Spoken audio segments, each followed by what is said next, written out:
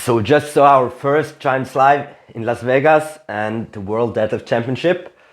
And as we knew, we had 10 athletes coming to compete for the full Giants Live and another 3 guest lifters with Ivan Makarov, Rauno Heinla and Graham Hicks.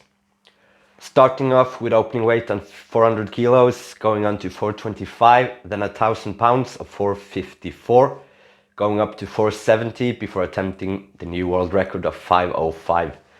And then as well, Lucy Underdown to try hit the new world record for women's division. Starting off with the 400 kilos, all the athletes managed to do this weight. Tom Stoltman and Luke ended up with the best lift of the day for them, 400 kilos, and could not advance from there. Tom 400 looking more in the tank, and Luke probably some more as well, but could not hit the 425. Going on to 425, most of the guys was able to hit this one. First out was Iron Bibi, looking slightly comfortable. Then Novikov, as usual, a lot of mind games for himself to start pulling, but once you start pulling, it moves pretty okay. Then Singleton, the weight flies up, but very strong from the floor, but still some, too aggressive on the lift. Then you could see Tom's attempt on 425, still not able to lift a new personal best. Even though 425 wouldn't have been a new personal best, I believe he lifted that back in Dubai for like 5 years ago. Then that was the first time of the day we got to see Ivan Makarov, Rauno Heinla and Graham Hicks on 425, and both of them, as it should be, lifting the 425 pretty easily. Lucy Underdown started on 290, which looked pretty comfortable. Then she came out on 310 kilos. And it didn't look comfortable at all. And to be honest, when I saw her 310 pull, I thought we wasn't going to see a new world record for the women's. Advancing to 1,000 pounds, we got to see Eddie Williams' first fail of the day. Had a comfortable pull on 425, but couldn't hitch the 454 kilo or 1,000 pound deadlift. Iron Baby as well. He did like a leg press up to his knee, but then his thighs is too big and hard to get the weight back on his heels, and he couldn't finish the lift. Evan Singleton has pulled 1,000 pound in the deadlift championship 2 years in a row, but this year he couldn't get it done. Got it above his knees, couldn't hitch it, finished the hitch, and he also said he twitched his back on the lift, which might be the reason he couldn't hitch it all the way. Austin Andrade, which we got to see with a suit at the World Deadlift Championship for first time this year, pulling 454, quite comfortable. Same with Matt Ragg. Mitchell Hooper looked like a walk in the park with 1,000 pounds. And after the 1,000 pound attempt, we got to see Lucy Underdown's world record attempt at 325, which was a 7.5 kilo new world record. She did it. It wasn't another 15 kilos there, which people have been talking about. So it will be interesting to see what's up next, if she will actually start lifting in a suit or not. Because yes, the new world record at 325 is unsuited by Lucy. Then we went on to 470, the last weight before the world record attempt.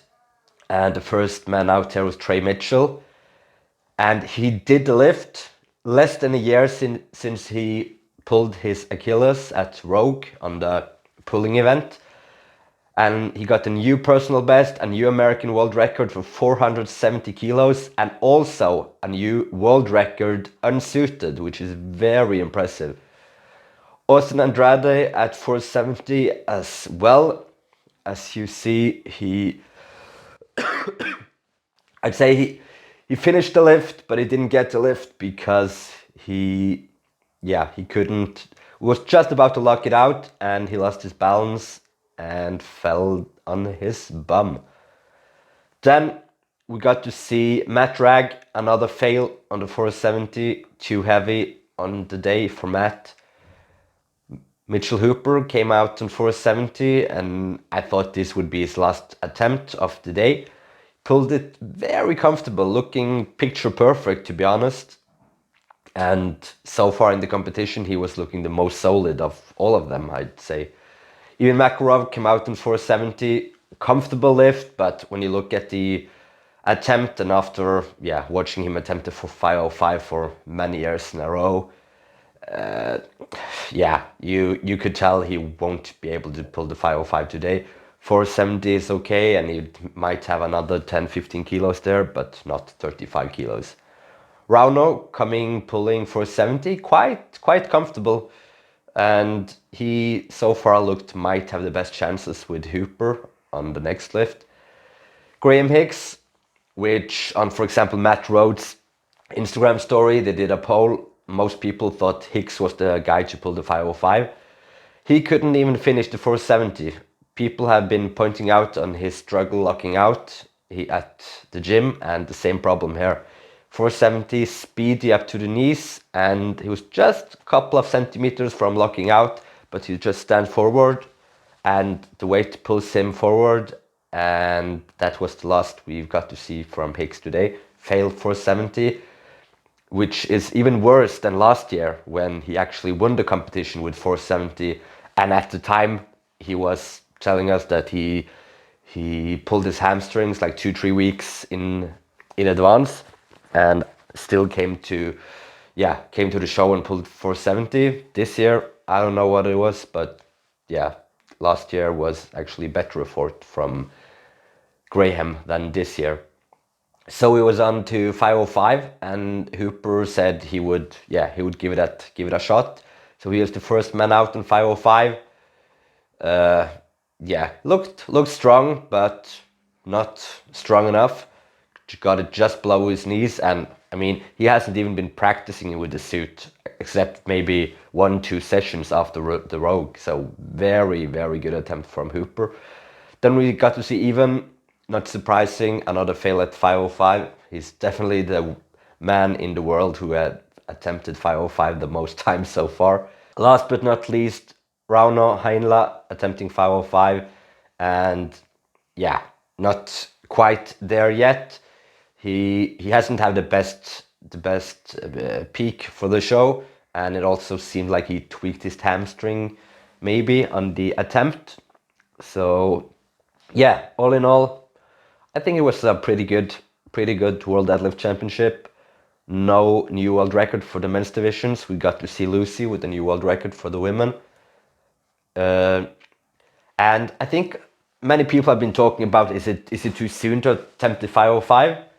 And I would agree for the last couple of years, but now I feel like maybe not the guest lifters such as Makarov and Rauno and Hicks, but the guys like Andrade, which is pretty new, 470.